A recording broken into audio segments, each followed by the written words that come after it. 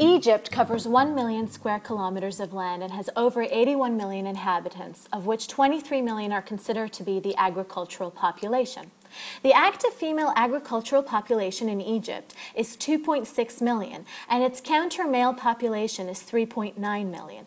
Consequently, only 8% of the land is agriculturally viable. Due to years of inheritance, land is divided up into smaller pieces so that everyone in the family gets a share. 10 faddans becomes halved, and then halved, and then halved again. Farmers eventually only get a small portion of the original land and will plant a fruit or a vegetable that will provide their family with an annual income. This becomes very costly, especially if the crops aren't sold at a reasonable price. 70% of agricultural lands in Egypt are small scale, ranging from half a faddan to 2 faddans, and aren't necessarily one piece. They can be fragmented land. Greenhouses almost solve this problem. They reduce water consumption by 25% and will produce from 3 to 5 times more than what could have been produced without the greenhouse. Greenhouses also reduce the use of pesticide because their structures are isolated and keep insects out. Another great advantage of greenhouses is that they provide farmers value for their time, which means instead of farmers working in an open field 2 hours per day every day of the week and wasting the rest of the day, greenhouse farmers work 8 hours per day, 2 days per week. So what does that mean? Those who work in greenhouses have 5 full days of the week to devote their time to other activities, as opposed to open field farmers who do not have a single full day of the week off the field.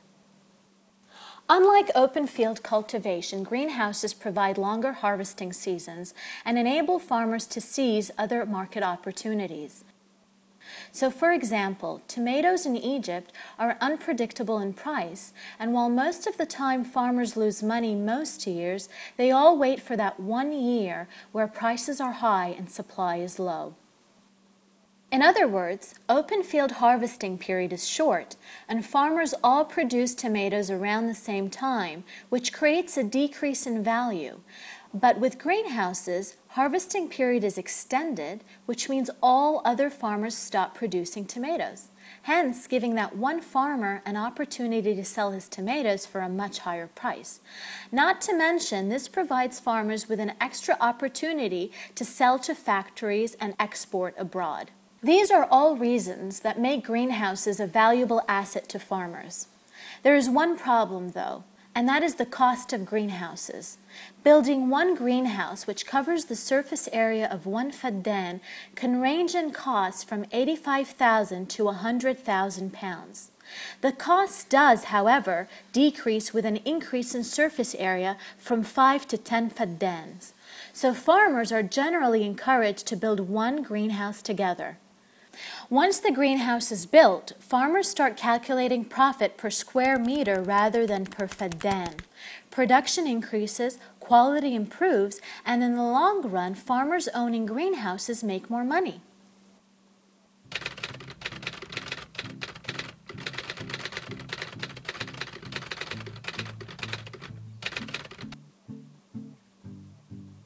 So how did Salasa help?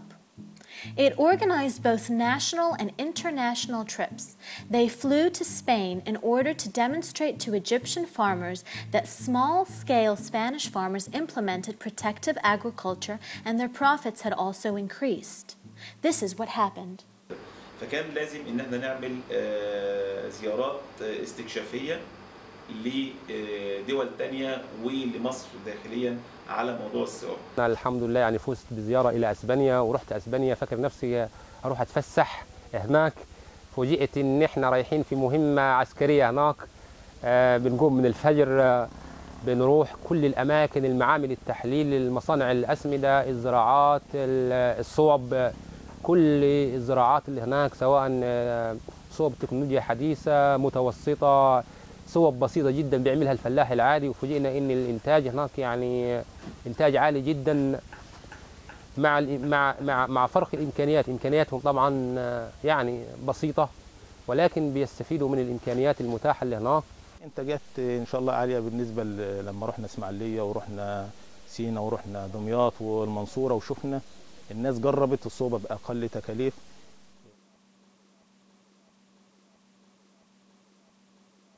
عملنا اكتر من حاجه. اول حاجه عملنا برامج تدريبيه في الصعيد في كل الجمعيات الاهليه اللي بنشتغل معاها. خدنا منحه لصوبه خاصه بانتاج زراعي، والصوبه دي كانت على مساحه فدان. طبعا الفرق ما بين الصوبه والارض المكشوفه ان الارض المكشوفه بتاخد جهد كبير وبتصرف على الفلاح. يعني انا واحد من ضمن الناس انا كنت واخد فكره غلط عن اللي بيحصل داخل الصوبه، لكن انا لمست بعيني وشفت واشتغلت في الصوبه وشفت ايه اللي فيها. يعني نسبه الملح او نسبه الكيماويات اللي بتدخل في التسميد ضئيله جدا اذا ما قارنت بالزراعه المفتوحه. لما بتكلم على محصول بينمو افقيا بيستهلك حيز من الارض، لكن لما بينمو راسيا بيستهلك حيز اقل، وبالتالي انتاجيته هتبقى اعلى. الجزئيه الثانيه بيزود لي فرص العماله. فلو عندي فدان صوبه او عباره عن نت هاوس ولا حاجه، بيحتاج 2 عماله يوميا شغالين على مدار موسم الانتاج كمتوسط، وده حاجه كويسه جدا. بيقلل الفائد اللي بيحصل في المحاصيل نتيجه ان الثمره بتاعتي بتبقى متعلقه مش ملامسه للتربه، وبالتالي ما بيحصلش فيها اي دامج او اي مشاكل تقلل من الانتاجيه اللي طالعه. بيرشد معايا استهلاك الاسمده، بيساعدني في ترشيد استهلاك الميه، وبيديني انتاجيه اعلى ممكن توصل 3 إلى 5 اضعاف على حسب نوع المحصول. الناس المزارعين هناك فقالوا لنا على انتاجات يعني ما شاء الله انتاجات حلوه وبتدي عائد كويس. بصغار الفلاحين بأقل تكاليف بيقدر يزرع يعني وبينتج انتاجات حلوه.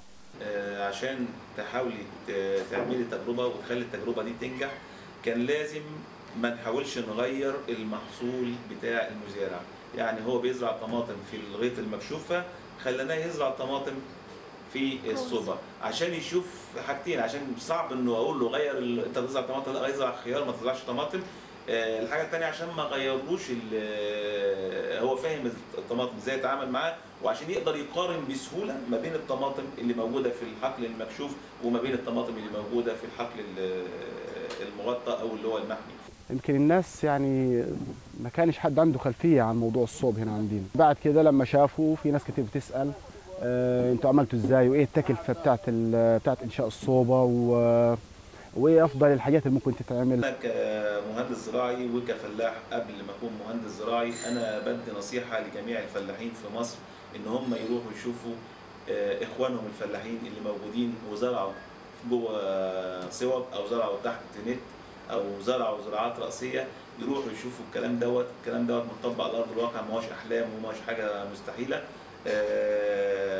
وفعلا لو عايزين يكسبوا او لو بيحبوا بلدهم وحابين ان هم يزودوا الانتاج بتاع بلدهم، لو هم مش حابين يكسبوا يعني هيلاقوا الكلام ده على ارض الواقع متطبق وتحت